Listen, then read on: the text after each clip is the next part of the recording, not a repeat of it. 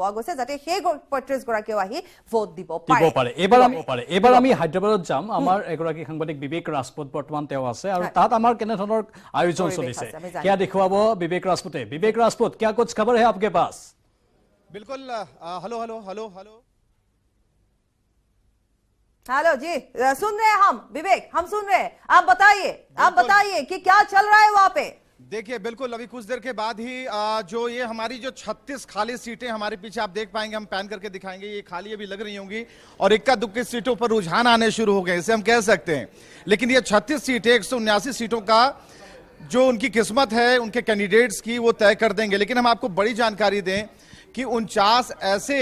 मतगणना केंद्र हैं जहां पर काउंटिंग सेंटर हैं, जहां पर हमारे 75 सहयोगी तैनात हैं और पल पल की रिपोर्ट हम बताएंगे। और जो हमारा जो अभी तक का इतिहास रहा है न्यूज़ 18 का और खासकर इस रिजल्ट हब का, हम लोग सबसे पहले रुझान बताते हैं और जो रुझान बताते हैं उस रुझानों के आधार पर परिणाम में वो तब्दील होते जाते हैं। इसलिए ज्यादा घबराने की जरूरत नहीं है, थोड़ा धीरे चलेंगे। हमारे साथ राजेश रैना सर मौजूद हैं, जरा इनसे भी बात करते हैं। सर, ये एक चुनौती के तौर पर हम लोग लेते हैं और ऐसा कोई इलेक्शन नहीं रहा विधानसभा लोकसभा जब हम लोगों ने एक्यूरेट जो आंकड़े हैं वो सामने नहीं रखे। बिल्कुल, देखिए आज भी हम तैयार हैं। हमारे लोग जितने भी 49 काउंटिंग सेंटर्स हैं 3 स्टेट्स में, वहाँ हमारे 75 लोग सुबह से ही पहुँच चुके हैं। तो हम तैयार हैं और हम किसी थर्ड पार्टी से कभी डेटा लेते नहीं हैं। हमारा अपना डेटा रहता है, अपने लोग हर काउंटिंग सेंटर में हैं, इसीलिए हम हमेशा निश्चिंत रहते हैं और हमें किसी तरह का कोई दबाव हमारे पर नहीं होता है। जो भी आंकड़ा हमारे पास आएगा बिल्कुल एक्यूरेट आएगा और सबसे फास्ट आएगा। लेकिन सर एक बात होती है कि हम थोड़ी देर से ही संभल कर चलते हैं। ये संभलने वाले और जो काफी रफ्तार में जो चैनल्स होते हैं उनके बीच में जो एक फर्क है, जो एक गैप है, वो क्या होता है, आप कैसे समझते हैं? देखिए आपको खुद पता है कि जब काउंटिंग शुरू हो जाती है तो कहीं ईवीएम खुलने में देरी होती है, ठीक है, बहुत सारे कई कारण होते हैं कि काउंटिंग टाइम पे शुरू नहीं हो जाती है। लेकिन बाकी चैनल जो ही 8 बजेंगे वो आपको दिखाएंगे 50 सीटों का रुझान, जो कि एक फर्जी होता है। हम अगर एक सीट का भी रुझान देंगे, ट्रेंड देंगे, तो उसका डिटेल स्क्रीन पे आएगा कि वो सीट कहाँ की है। बाकी कोई चैनल ऐसा नहीं दे सकता है, क्योंकि हमें पता है कि वो इन्फ्लेट करते हैं नंबर्स को और हम इन्फ्लेटेड डेटा नहीं देते हैं। इसलिए आपने हर इलेक्शन में देखा होगा जितने भी चैनल हैं वो पहले बहुत आगे भाग जाते हैं, उसके बाद स्लोली वो पीछे आ जाते हैं, तो उनका आंकड़ा कभी सही नहीं होता है। और हमारा कंसिस्टेंसी जो है हमारी पिछले 23 साल से हम कर रहे हैं, ये 24वें साल में हम दाखिल हो रहे हैं और व्यूअर्स को हमारी क्रेडिबिलिटी पता है। एग्जिट पोल पर खूब बहस हुई, आप इसके बारे में क्या कहेंगे? देखिए एग्जिट पोल पे तो हमेशा बहस होती रहती है, वो कोई नई बात नहीं है। यस, लेकिन मैं दर्शकों से कहता हूं कि आज आप न्यूज़ 18 के चैनल्स देखते रहिए और आपको डिफरेंस जरूर दिखेगा। बहुत शुक्रिया। तो ये अभी आप समझ पा रहे हैं कि थोड़ा इंतजार तो आपको करना पड़ेगा। ज्यादा खरेह की चाल, खरगोश की चाल चलने से ज्यादा अच्छा है कि आप कछुए की चाल चलें। न्यूज़ 18 के साथ बने रहिएगा और जो इन 36 सीटों के बारे में हमने बताया कि ये 36 सीटें आपको बताएंगे सही आंकड़ा। हम अपने दर्शकों को यही कहेंगे कि भरोसा रखिए हम पर भरोसा रखिए, हम दिखाएंगे आपको सही खबर। क्या कहते हैं विवेक? बिल्कुल भरोसा रखना होगा। न्यूज़ 18 पर सभी को भरोसा है। आपको याद कीजिए कि कोई भी क्षेत्रीय चुनाव हो या फिर नेशनल चुनाव हो, इसमें एक बात तो तय है कि जो पॉलिटिकल पार्टियां हैं सुबह से ही टीवी खोल कर रखती हैं, न्यूज़ 18 को देखती हैं, और या फिर आप बिहार इलेक्शन को देख लें, झारखंड इलेक्शन को देख लें, किसी भी स्टेट के इलेक्शन को देखें, एक जो जिम्मेदारी का एहसास होता है इस वक्त जब आप कोशिश करते हैं। और ये जो मेहनत है सुबह से ही लगातार हमारे सहयोगी यहां पर बने रहेंगे और हम बराबर कह रहे हैं कि ये जो 36 सीटें हैं ये तय करेंगी, ये बताएंगी, उन परिणामों तक आपको पहुंचाएंगी। इसलिए आप भरोसा रखिए और थोड़ा इंतजार करिएगा धैर्य के साथ। और जैसा कि अभी तक जो राजेश रैना कह रहे थे कि भाई आपको थोड़ा ज्यादा घबराने की जरूरत नहीं है। हार्ट बीट बढ़ेगा, बिल्कुल बढ़ेगा, लेकिन चिंता करने की कोई बात नहीं है। यहां पर एक-एक सीटों का पूरा मूल्यांकन करेंगे। उस सीट में कैसे जीत हुई, हार हुई, हमारे दर्शक। लेकिन तमाम जो तस्वीरें हैं फिर से अगर आप दिखा देंगे हमारे वहां के सेंटर पर कैसा कुछ आयोजन कर रहा है। बिल्कुल मतलब हम न्यूज़ 18 क्या क्या कर सकते हैं, अब माहौल दिखाइए। माहौल दिखाइए विवेक। देखिए माहौल बनना शुरू होगा। कैमरा जरा हम पैन करते हैं। माहौल बनना शुरू होगा। अभी हमारे साथी यहां पर बैठना शुरू कर दिए हैं, सारी चीजें तैयारियां हो चुकी हैं। और जैसा कि हमने बताया था कि ये 36 सीट है, जो सीट आपको यहां पर खाली नजर आ रही होगी, लेकिन ये 36 सीटें तय कर देंगी 179 सीटों पर जो कैंडिडेट्स हैं उनका भविष्य। पहले रुझान आएगा, पोस्टल बैलेट खुलेंगे, काउंटिंग होगी। इसलिए हम बराबर कह रहे हैं कि घबराने की जरूरत नहीं है और भरोसा रखने की जरूरत है। तो तैयारियां, हलचल अब तेज हो गई हैं और काउंटिंग स्टेशन पर आप देख पा रहे हैं। हालांकि यहां पर आप अगर देखेंगे थोड़ा सा, अगर हम हमारे साथ अगर आप आएंगे तो आपको पता चलेगा कि ये जो चेहरे हैं, ये चेहरे ये जो मुस्कुराते हुए सहयोगी यहाँ पर होंगे, वहां पर होंगे। विवेक, आप माहौल भी दिखा रहे हैं और सहयोगी भी वहां पर है, तो क्या हम उनसे भी जान सकते हैं कि क्या कुछ है? मतलब हाँ जी, प्रांजल भी है। हाँ, प्रांजल हमारे साथ है और प्रांजल से कल हमारी बातचीत हो रही थी सारी सीटों को लेकर। तो प्रांजल ने कहा कि भाई हम त्रिपुरा पर विशेष तौर पर फोकस करेंगे, लेकिन त्रिपुरा सिर्फ स्टेट पर फोकस नहीं करेंगे, वहां के ट्राइबल वोट पर फोकस करेंगे, वहां के वोट परसेंट पर फोकस करेंगे। तो प्रांजल, क्या लग रहा है आज क्या होने वाला है? देखिए, ऐसा तो लग रहा है कि वहाँ पे थोड़ी अदला बदली होगी। जो पावर में है उनको भी शायद उतना वोट्स मिलेगा नहीं जितना वो सोच रहे हैं। तो डिपेंड करेगा कि त्रिपुरा मथा जो एक बहुत ही बड़ा रीजनल पार्टी है, वहाँ के जो राजा है प्रद्युत मानिक्य देव बर्मन, उनका पार्टी है, तो वो किसके साथ अलाइन करेंगे वो डिपेंड करेगा। सुबह सुबह सीएम ने न्यूज़ 18 से कहा है कि सुनामी आ जाएगी। देखिए, वो लोग तो पॉजिटिव हैं, क्योंकि जो काम उन्होंने वहाँ पे किया है उसको अगर गौर पे वो रखे तो उनको यही लगता है कि वही आएंगे। पर जो रुझान अभी हम लोग को मिल रहा है या फिर जो ग्राउंड रिपोर्ट वहाँ से हम लोग को मिल रहा है, वो ये इंडिकेट कर रहा है कि जो भी गवर्नमेंट बनाएगा वो विदाउट त्रिपुरा मोथा का सपोर्ट के बिना वो नहीं कर सकते। प्रांजल को एक जानकारी और देते हैं, आप भी मत घबराइएगा स्टूडियो में। प्रांजल, दूसरा सवाल न्यूज़ 18 ने जब सीएम से पूछा था जी भाई विवेक, हम प्रांजल शर्मा से गुजारिश करेंगे कि अगर वो असमीज में बात कर सके हमारे दर्शकों के लिए, आप अगर गुजारिश करेंगे उनसे। बिल्कुल असमीज में भी बात करेंगे, हम हिंदी में पूछेंगे, लेकिन हम भी समझने की कोशिश करेंगे। भाई असमीज में आप इसे समझाने की कोशिश कीजिए, जो दर्शक अभी जुड़े हैं वो जानना चाह रहे हैं ये दोनों ही बातें। सीएम ने सुनामी की बात कही, सीएम ने ये कहा कि ओथ तो लेंगे, विधायक एमएलए बनेंगे, लेकिन जब सीएम कैंडिडेट के तौर पर, सीएम यानी कि मुख्यमंत्री के तौर पर शपथ लेने की बात हुई, उन्होंने चुप्पी साध ली। जरा इसको असमीज में आप बताइए। চাওক পাপৰি প্ৰাঞ্জল, কথাটো হ'ল যে ত্ৰিপুৰাত আপোনালোকেও জানে যে ত্ৰিপুৰা মথাৰ যোনটো প্ৰভাৱ হ'ব এইবাৰ ইলেকশ্যনত, সেইটো লক্ষণীয় হ'ব। আৰু ত্ৰিপুৰা মথাৰ ছাপৰ্টৰ যোন ছাপৰ্ট যায়, যোনে পায় সেই পাৰ্টিটোৱে গভৰ্ণমেণ্ট ফৰ্ম কৰিব। এতিয়া আপোনালোকে এক্সিট পলত দেখা পাইছে কি বিজেপিয়ে গভৰ্ণমেণ্ট ফৰ্ম কৰিবলৈ কৈছে, কিন্তু আমাৰ গ্ৰাউণ্ড ৰিপৰ্টাৰ্ছে কৈছে যে তাতে অলপমান বেলেগ ধৰণৰ এটা বাতাবৰণ বলিছে, বা তাতে কংগ্ৰেছ আৰু CPM এইবাৰ ভাল বলিষ্ঠ প্ৰদৰ্শন এটা দেখাব। যে ত্ৰিপুৰা মথাৰ যদি ছাপৰ্টটো তেওঁলোকে পায়, তেতিয়াহ'লে বিজেপিয়ে গভৰ্ণমেণ্ট ফৰ্ম কৰিব পাৰিব। আৰু তেওঁ কৈছে কি গভৰ্ণমেণ্ট ফৰ্ম কৰিব চাগে আজি কথা নহয়, তেওঁলোকে ইলেকশ্যনৰ আগৰ পৰা ত্ৰিপুৰা মথাৰ লগত চাগে কথা পাতি আছে, বা অন্য ৰাজনৈতিক দল সৰু সুৰা যি আপোনাৰ দল আছে তেওঁলোকতো কথা পাতি আছে। আৰু সেই কথাটো আপোনালোকে লক্ষণীয় হ'ব কি আজি ৰিজাল্ট যি ওলায়, কোনে কাৰ লগত গঠবন্ধন কৰে সেইটো এটা লক্ষণীয় হ'ব। আৰু তেওঁ যে কৈছে কি মই CM হ'ম নে নহ'ম সেইটো পিছৰ কথা, তেওঁ চাগে এইটো হ'ব পাৰে কি ত্ৰিপুৰা মথাৰ লগত যোন তেওঁলোকৰ এটা কোৱেলিশ্যন হয়, তেতিয়াহ'লে কি ধৰণৰ ডিমাণ্ড ত্ৰিপুৰা মথাৰ পৰা আহে, তেওঁলোকে কি বিচাৰে, কি পোৰ্টফলিঅ'জ বিচাৰে, সেইটো एक अनुमान लगाया जा रहा है विवेक कि त्रिपुरा मथा जो है वो किंग मेकर बनेंगे, डार्क हॉर्स बनेंगे। और त्रिपुरा मथा की तरफ से भी हमारे डेप्यूटी एडिटर को ये बोला गया है कि अगर त्रिपुरा मथा की तरफ से प्रद्युत ने बोला है, प्रद्युत मानिक्य ने बोला है कि होटल राजनीति अगर करना पड़ेंगे तो वो भी करेंगे वो। हाँ, ये होटल राजनीति के बारे में भी एक बयान आया और मोथा के जो सुप्रीमो है उन्होंने भी साफ तौर पर इसे क्लियर किया। हमारा एक कहना है कि आप इन रुझानों को देख रहे हैं, एग्जिट पोल को देख रहे हैं, एग्जैक्ट पोल की तरफ हम बढ़ेंगे, लेकिन इस दरमियान जो गैप है उसमें एक लकीर है कि कितनी सीटें। देखिए, आपने आसमीज में आप बोले চাওক পাপৰি, সিটৰ কথাটো এতিয়া আমি ক'ব নোৱাৰোঁ, কিন্তু ছিংগল লাৰ্জেষ্ট পাৰ্টি হিচাপে বিজেপি আহিব লাগে, কিন্তু তেওঁলোকৰ এবছলিউট মেজৰিটি নাথাকে। যোৱাবাৰ তেওঁলোকে 36টা ছিট পাইছিলে ত্ৰিপুৰাত, সেই 36 ছিট তেওঁলোকে নাপায়, তাতকৈ ভাল পৰিমাণে তেওঁলোকে কম ছিট পাব। আৰু সেইকাৰণে মই বাৰে বাৰে কৈ আছোঁ যে এইবাৰ যেনেকৈ আপোনাৰ যোৱাবাৰ CPIM কম ছিট পাইছিলে যিমান পাইছিলে, আৰু কংগ্ৰেছ অলমষ্ট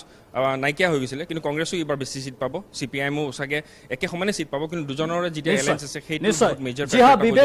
विवेक अभी ज्यादा समय नहीं है हमारे पास पोस्टल बैलेट खोलने के लिए, लेकिन और थोड़ी प्रांजल- देर बाद ही विवेक पोस्टल बैलेट खोल जाएंगे। हाँ जी, और विवेक और एक बात हम त्रिपुरा के बारे में बोल रहे हैं, तो आपको नागालैंड के बारे में थोड़ा सा बोल देते हैं कि अभी तक की जो जानकारी है तो क्लीन स्वीप होने वाली है बीजेपी की। और दूसरी बात मेघालय की, आप अगर प्रांजल से पूछ सकते हैं कि मेघालय के बारे में, क्योंकि कल हमारे मुख्यमंत्री के साथ कॉनराड संगमा ने एक वार्तालाप की, एक मीटिंग की है, तो इस बारे में भी आप प्रांजल शर्मा से बात कर सकते हैं। ये दो बात हुआ, मेघालय, नागालैंड और उसके साथ ही वो पोस्टल बैलेट का बात। वहां पर जो है सीएम कैंडिडेट्स हैं या फिर पार्टी के प्रमुख हैं, वो मुलाकात बहुत ज्यादा कर रहे हैं। চাওক পাপৰি প্ৰায় ইলেকশ্যনৰ আগৰ পৰাই যিমান পলিটিকেল পাৰ্টিজ আছে তাৰে নিজৰ মাজত, আৰু তাতে চাব আপুনি লোকেল যোনটো ৰাজনীতি, যোনবোৰ আপোনাৰ খিলঞ্জীয়া, যেনেকৈ আমি আমাৰ অসমত গণ পৰিষদ বুলি কওঁ, ৰিজনেল যোনবোৰ পলিটিকেল পাৰ্টিজ, সেইবোৰৰ গুৰুত্ব বেছি তাতে ডাঙৰ পলিটিকেল পাৰ্টিজৰ, আৰু কেণ্ডিডেট বেছি প্ৰাধান্য পায় পাৰ্টিতকৈ। আৰু এনেকুৱা কথা নহয় যে তাতে বেলেগ পলিটিকেল পাৰ্টিৰ লগত বেলেগ পলিটিকেলৰ ভাল নহয়, তেওঁলোকে আগৰ পৰা কথা বতৰা আৰম্ভ কৰি দিছে, কিন্তু ডিপেণ্ড কৰে কি কোন পাৰ্টিয়ে কিমান চিট পায় আৰু তাৰ লগত তেওঁলোকৰ লগত কি ধৰণৰ ৰিলেশ্যনশ্বিপ। এতিয়া মই আপোনাক ক'ব পাৰোঁ ফৰ চিয়'ৰ কি मुकुल जी हाँ विवेक, समय अभी एक ब्रेक की है विवेक, तो आप हमें माहौल दिखाएंगे, प्रांजल शर्मा भी हमारे साथ जुड़े रहेंगे, आप भी जुड़े रहिएगा, लेकिन समय एक ब्रेक की है, तो विवेक हम यहाँ पे एक ब्रेक ले लेते हैं। এটা বিরতি লৈছো।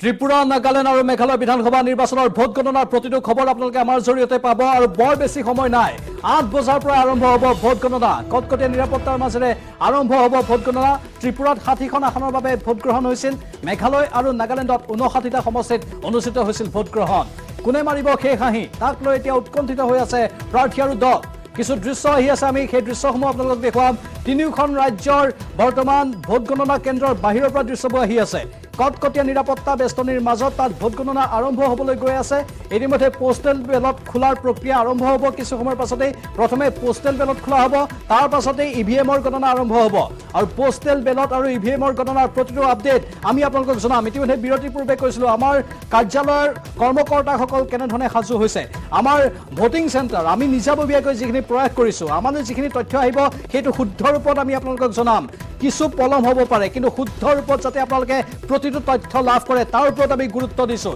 সেয়েহে কোনো ধৰণৰ খৰখেদা নকৰাকৈ আমি আপোনালোকক প্ৰকৃত আৰু সত্য খবৰসমূহ জনাই থাকিম আৰু ইয়াৰ দৃশ্য কিছুমান আহি আছে এয়া ভোট গণনা কেন্দ্ৰৰ বাহিৰৰ দৃশ্য য'ত কটকটীয়া নিৰাপত্তা বেষ্টনী গঢ়ি তোলা হৈছে আৰু এই কঠোৰ নিৰাপত্তা বেষ্টনীৰ মাজতেই ভোট গণনা প্ৰক্ৰিয়া আৰম্ভ হ'বলৈ গৈ আছে অবজাৰ্ভাৰে ইতিমধ্যে প্ৰৱেশ কৰিছে আৰু অবজাৰ্ভাৰে প্ৰৱেশ কৰি বিশেষভাৱে যিখিনি ফৰ্মেলিটিছ আছে আনুষ্ঠানিকতা আছে সেই আনুষ্ঠানিকতাখিনি বৰ্তমান ভোট কেন্দ্ৰৰ ভিতৰত কৰি আছে আৰু মাত্ৰ কেইটামান সময় আমি অপেক্ষা কৰিব লাগিব তাৰ পাছতেই আনুষ্ঠানিক ৰূপত আৰম্ভ হ'ব ভোট গণনা মেঘালয় ত্ৰিপুৰা আৰু নাগালেণ্ডৰ আৰু ঠায়ে ঠায়ে আমাৰ সাংবাদিকসকল আমাৰ সৈতে আছে গতিকে প্ৰতিটো মুহূৰ্তৰ প্ৰতিটো সত্য আৰু শুদ্ধ খবৰ দি যাব আমাৰ সাংবাদিকসকলে আমি ত্ৰিপুৰাৰ পৰা যিহেতু প্ৰতি মুহূৰ্তৰ খবৰ লাভ কৰি আছো নিলয় ভট্টাচাৰ্য আমাৰ সৈতে আছে ঠিক তেনেধৰণে নিলয় ভট্টাচাৰ্যৰ সৈতে আমি এই মুহূৰ্তত সংযুক্ত হৈছো আৰু আমাক নিলয় ভট্টাচাৰ্যই আমাক দেখুৱাব এই মুহূৰ্তৰ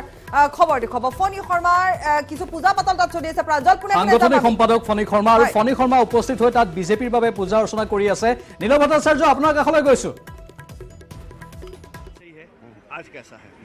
एकदम फुल कॉन्फिडेंट है और माता का आशीर्वाद भी ले लिया है तो माता प्रसन्न है माता त्रिपुरेश्वरी त्रिपुरा में विराजमान है और माता ने खुल के आशीर्वाद दिया है भाजपा सरकार दोबारा बनेगा सुनामी तो कल मुख्यमंत्री कह ही रहे थे ये सुनामी कहाँ तक संख्या कहाँ तक पहुँचेगा देखिए कुछ ही देर में परिणाम निकलेगा तब देखेंगे 36 से आगे कितना जाएंगे देखिए ना क्या होता है बहुत अच्छा रिजल्ट होगा এয়া আছিল ত্ৰিপুৰাৰ বিজেপিৰ ৰাজ্যিক সভাপতি ৰাজীৱ ভট্টাচাৰ্য ডাঙৰীয়া তেখেত নিজেও এক প্ৰাৰ্থী আৰু কিছু সময়ৰ পিছত তেখেতৰো ভাগ্য উদয় হ'ব এই পূজা অৰ্চনা চলি আছে বিজেপিৰ আমি অফিচ দেখুৱাইছোঁ কাৰ্যালয় দেখুৱাইছোঁ নিৰ্বাচনী কাৰ্যালয় এই নিৰ্বাচনী কাৰ্যালয়ত পূজা অৰ্চনা চলি আছে ত্ৰিপুৰেশ্বৰী মন্দিৰতো পূজা অৰ্চনা চলি আছে আৰু সন্ধ্যা আছে সন্ধ্যা নহয় জানো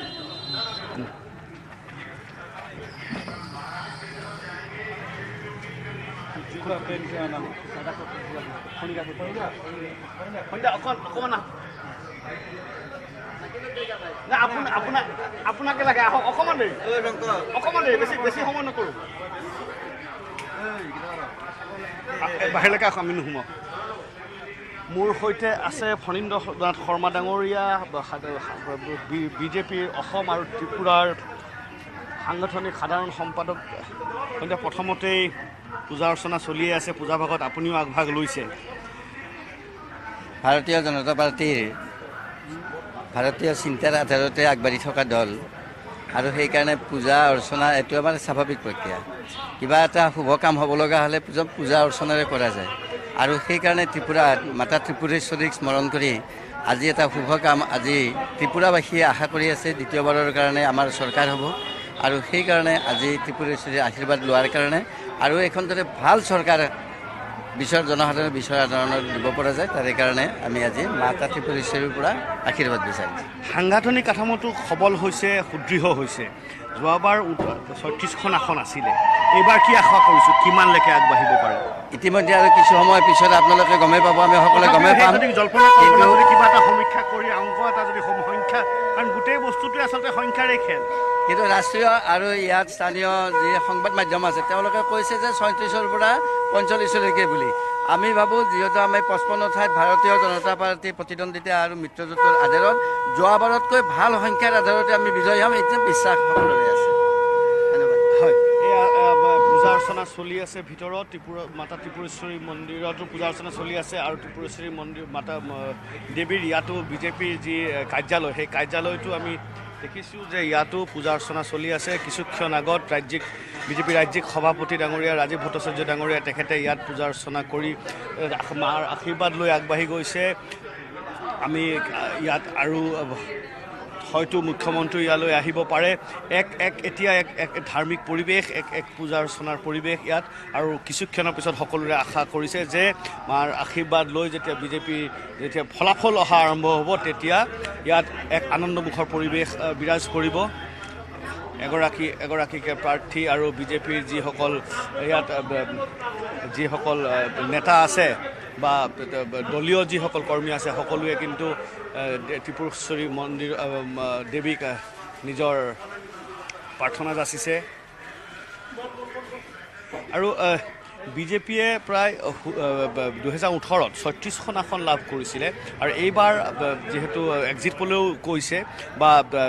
অমিত শ্বাহ ডাঙৰীয়া যেতিয়া ইয়ালৈ আহিছিলে তেখেতে কৈছিলে যে এইবাৰ আমি 36ৰ ফিগাৰ পাৰ কৰি বহু আগলৈ যাম আমি দেখিছোঁ যে সাংগঠনিক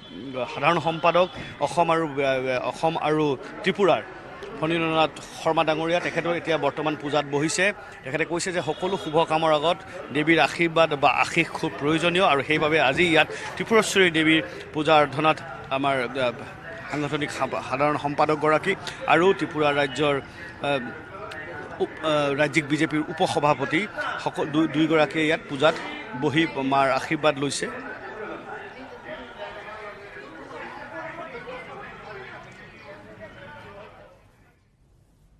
ধন্যবাদ জনাইছোঁ নীল ভট্টাচাৰ্য আৰু ত্ৰিপুৰাত এনেধৰণে বিজেপিয়ে পূজা অৰ্চনা কৰিছে মাতা ত্ৰিপুৰেশ্বৰী মন্দিৰত মুঠতে তেওঁলোকে কৈছে যে সকলো শুভ কামৰ আগত ভগৱানক পূজা অৰ্চনা কৰাটো বৰ প্ৰয়োজন এইখিনিতে বাণিজ্যিক বিৰতি লওঁ অতি সোনকালে উভতি আহি আমি আপোনালোকক আপডেটবোৰ জনাই থাকিম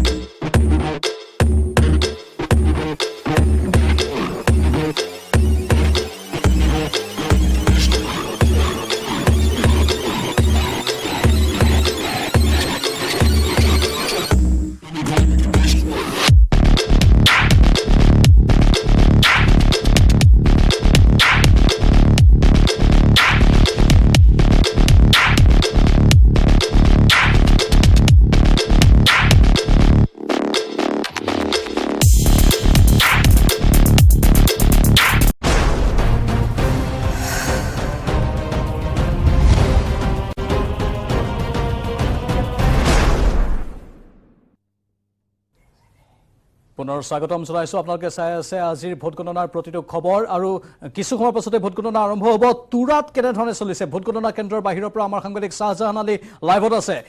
তুৰাত কেনে পৰিৱেশ শাহজাহান হয় প্ৰাঞ্জল নিশ্চিতকৈ ক'ব লাগিব আমি ৰাতিপুৱাৰে পৰা নিউজ দখলক আমি দেখুৱাই আছে এনেদৰে যে অলপ পিছতে কিন্তু যে তুৰাত যি ভোটগণনা কিন্তু আৰম্ভ হ'ব 11টা সমষ্টিত কিন্তু যে জাপকগিৰি যি কাউণ্টিং হল আছে কাউণ্টিং হলত মই উপস্থিত আছোঁ যে অলপ পিছতে কিন্তু যে তুৰা যি 11টাকৈ যে সমষ্টিৰ কিন্তু ভোটগণনা কিন্তু আৰম্ভ হ'ব কিয়নো ক'ব লাগিব TMC NPP আৰু UDPয়ে কিন্তু ইতিমধ্যে বিজেপিয়ে কিন্তু বিভিন্ন সময় দেখা গৈছে গাৰোপাৰত প্ৰচাৰ চলাইছিলে প্ৰচাৰ চলোৱাৰ পিছত কিন্তু দেখা গৈছে যে 11টা যি সমষ্টি আছে সমষ্টিৰ যি ভোটাৰসকলক কিন্তু বিভিন্ন কথা তথা নৃত্য গীতেৰে কিন্তু প্ৰচাৰ চলোৱা পৰিলক্ষিত হৈছে আজি কিন্তু যি অলপ পিছতে যি ভোটগণনা আৰম্ভ হোৱাৰ পিছতে কিন্তু প্ৰায় 10 বজাত কিন্তু মেঘালয় ৰাজ্যত কোনে চৰকাৰ বনাব আৰু কোনে শেষ আহি মাৰিব এয়া কিন্তু লক্ষণীয় হ'ব আৰু নিশ্চিতকৈ ক'ব লাগিব যে যি উলিয়ামনগৰ আছে উলিয়ামনগৰ যি জিলা আছে উলিয়ামনগৰত কিন্তু 4টাকৈ সমষ্টিৰ ভোটগণনা হ'ব আমপাতি যি জিলা আছে আমপাতিত কিন্তু 4খনকৈ জিলাত যি ভোটগণনা হ'ব আৰু যি ৰিচিবলপাৰা আছে ৰিচিবলপাৰাত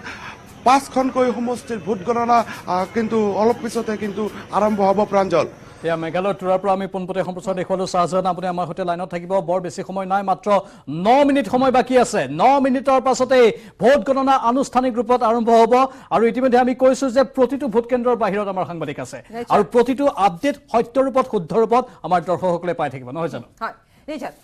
প্ৰাঞ্জল যেহেতু এক্সিট পোলৰ কথা আমি পাতি আছিলো মেঘালয়ৰ কথা আমি পাতি আছিলো গতিকে কিছু তথ্য আমি পুনৰ এবাৰ দি যাব বিচাৰিম যে এনপিপি বিজেপিৰ নেতৃত্বত চৰকাৰ গঠনৰ ইংগিত দিছিল ইটিজিৰ এক্সিট পোল মতে মেঘালয়ত গুৰুত্ব বাঢ়িব নিৰ্দলীয় প্ৰাৰ্থীৰ সংস্থাটোৰ মতে সাহসীয় এনপিপিয়ে 22খন আসন দখল কৰাৰ লগতে মিত্ৰদল বিজেপিয়ে লাভ কৰিব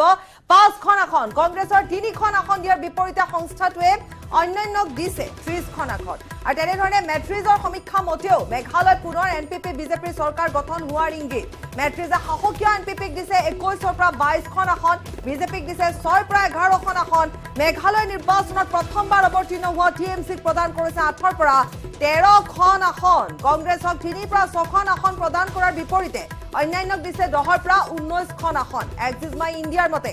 এনপিপিয়ে পাব 18ৰ পৰা 24খন আসন বিজেপিয়ে পাব 4ৰ পৰা 8খন কংগ্ৰেছে 6ৰ পৰা 12খন আসন পোৱাৰ বিপৰীতে অন্যান্যই লাভ কৰিব 4ৰ পৰা 8খন আসন জন কি বাতৰ মতে এনপিপিয়ে পাব 11ৰ পৰা 16খন আসন বিজেপিয়ে পাব 3ৰ পৰা 7খন কংগ্ৰেছে 6ৰ পৰা 11খন আসন লাভ কৰাৰ বিপৰীতে 5ৰ পৰা 12খন আসন লাভ কৰিব অন্যান্য আৰু এয়া হল এক্সিট পোলৰ তথ্য আপোনালোকে গম পাইছে ইতিমধ্যে আমি ধাৰাবাহিক ৰূপত জনাই আছো কিন্তু গ্ৰাউণ্ড ৰিপৰ্টটো আমাৰ সাংবাদিকে কৈ আছে এবাৰ বিগ ফাইট কাৰ মাজত নাৰ্টিয়াং মেঘালয় সমষ্টি এয়া মেঘালয় ৰাজ্যৰ নাৰ্টিয়াং সমষ্টি এফালে ইউডিপি আনফালে আছে এনপিপি ইউডিপি আৰু এনপিপিৰ মাজত মূল যুঁজ হ'ব এই নাৰ্টিয়াং সমষ্টিত দুয়োগৰাকীয়ে যুৱ প্ৰাৰ্থী দৱান লিংডো আৰু চিনাভলা ধাৰ এওঁলোকৰ মাজতে মূল প্ৰতিদ্বন্দ্বিতা হ'ব এয়া হল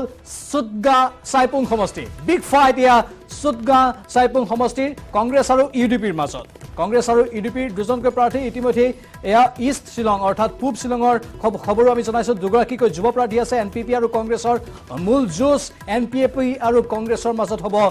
পূব শ্বিলঙত বিগ ফাইট এয়া গ্ৰাফিক্সৰ ৰূপত আপোনালোকে দেখি আছে আৰু তেওঁলোকৰ চিত্ৰসমূহ আমি দেখুৱাইছো এয়া তেওঁলোকৰ ফটো আৰু যিকেইজন প্ৰাৰ্থী আছে প্ৰত্যেকগৰাকী প্ৰাৰ্থী কিন্তু আত্মবিশ্বাসী প্ৰত্যেকগৰাকী প্ৰাৰ্থীয়ে নিজৰ নিজৰ মনৰ ভাৱ প্ৰকাশ কৰিছে আমাৰ সাংবাদিকৰ সন্মুখতো যেতিয়া আমাৰ সাংবাদিকে প্ৰাৰ্থীসকলক লগ পাইছে তেওঁলোকে